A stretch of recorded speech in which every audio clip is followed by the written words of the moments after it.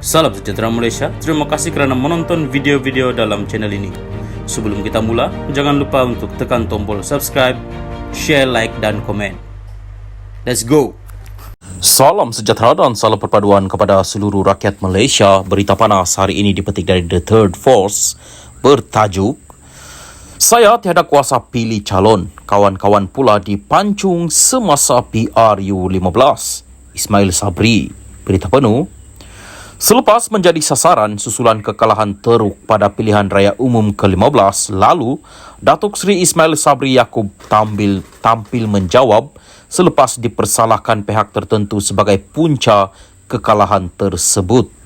Naib Presiden UMNO itu menjelaskan walaupun dipilih sebagai poster boy pada PRU15 lalu, namun ia tidak bermakna beliau mempunyai kuasa sepenuhnya semasa memilih calon, dan lebih malang lagi, banyak calon yang sepatutnya menang disingkirkan.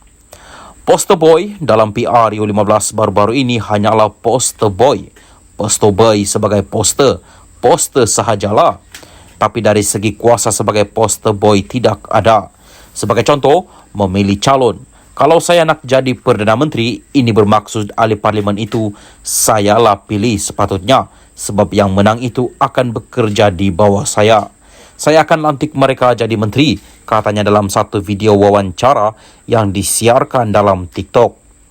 Jelas Ismail Sabri lagi, sudahlah tidak diberi kuasa untuk memilih calon, dan ramai juga calon-calon yang juga merupakan rakan yang berada dalam pentadbirannya sebelum ini tidak dicalonkan semula dengan digantikan calon lain oleh Presiden UMNO, Datuk Seri Ahmad Zahid Hamidi. Bukan sahaja saya tidak memilih calon, tetapi calon-calon saya, kawan-kawan saya kena pancung. Anwar Musa, Tan Sri Anwar Musa kena pancung. Syahidan Kasim, Datuk Seri Syahidan Kasim kena pancung.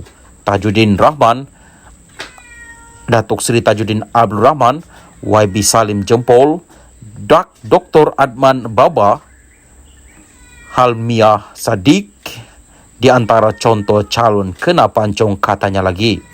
Untuk rekod, hampir semua ahli parlimen yang berada dalam kabinet Ismail Sabri sebelum ini tidak dicalonkan semula dan digantikan muka baru. Menurut Ismail Sabri lagi, melihat kepada senario tersebut apabila banyak calon yang rapat dengan beliau disingkirkan, ia jelas menunjukkan kuasa sebagai poster boy sama sekali tidak ada. Poster boy tetap menteri, tapi menteri-menteri yang saya nak lantik, yang ini bukan di kalangan saya.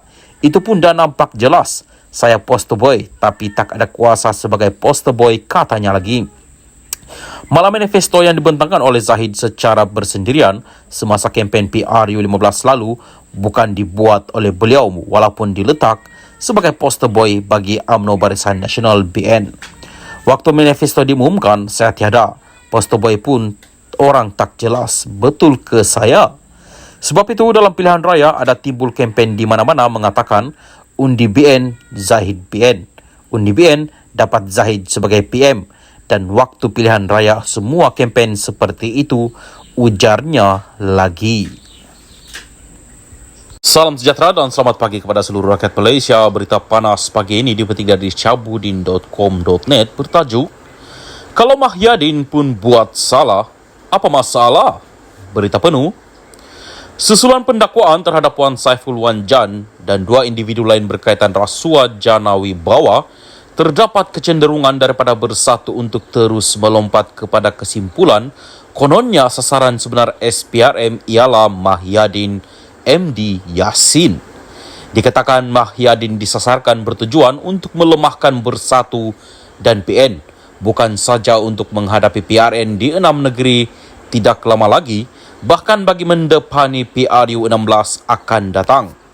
Selain ada pemimpin Bersatu yang secara terbuka membuat dakwaan sebegitu, sebuah video daripada individu yang mengaku dirinya sebagai penyelidik bebas kepada Wan Saiful juga turut membuat tuduhan palsu dalam konteks berkaitan terhadap SPRM.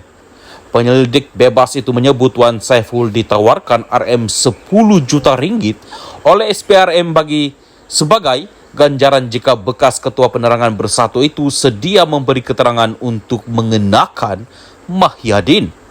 Walaupun sudah memohon maaf, penyelidik itu kini sedang ditahan SPRM dan berdepan kemungkinan didakwa kerana mengganggu siasatan.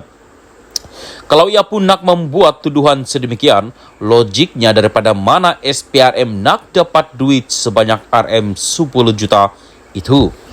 Isunya dalam hal ini kenapa Bersatu dan PN begitu cepat melompat kepada kesimpulan bahawa Mahyadin akan didakwa, sedangkan sebagaimana kenyataan terbaru SPRM, siasatan terhadap bekas Perdana Menteri itu masih lagi berjalan. Apa yang mereka takutkan? Lagipun, apa masalahnya jika Presiden Bersatu dan pengurus PN itu benar-benar didakwa? Tidak bolehkah Mahyadin didakwa di mahkamah jika terbukti ada kesalahan telah dilakukan? Apakah Mahyadin seumpama malaikat yang tiada nafsu dan terkecuali daripada melakukan kesalahan?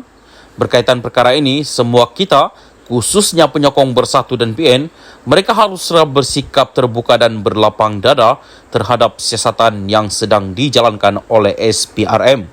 Kalau terbukti ketika memegang jawatan Perdana Menteri sebelum ini, beliau terlibat dalam rasuah, salah guna kuasa atau konflik kepentingan, misalnya mengarahkan projek Jana Wibawa diberikan kepada anak menantu atau ahli keluarganya, atau Bersatu ada menerima wang daripada kontraktor-kontraktor yang diluluskan projek itu, maka bersedialah menerima apa saja kemungkinan. Pendakwaan sebegitu bukan merupakan pendakwaan terpilih atau kerana dendam, tetapi disebabkan ada kesalahan telah dilakukan. Jika tiada kesalahan ditemui atau bukti tidak mencukupi, percayalah, SPRM tidak akan mendakwa Mahyadin dengan sesuka hati di penghujung siasatan nanti. Sama macam kes Najib Razak sebelum ini. Walaupun beliau adalah bekas Perdana Menteri, sama seperti Mahyadin, malah anak Tun Razak lagi, tetapi disebabkan ada kesalahan telah dilakukannya, itulah sebabnya beliau didakwa, dibicara di mahkamah dan kini sedang menjalani hukuman penjara di Kajang. Jadi mengambil kira bahawa pendakwaan adalah berasaskan ada kesalahan telah dilakukan, tidak harus ada sebarang masalah atau rasa gundah jika Mahyadin pun didakwa juga di mahkamah selepas ini. Tiada salah, tiada masalah. Buat salah, baru timbul masalah. Syahbudin Hussein, 23 hari bulan 2, 2023.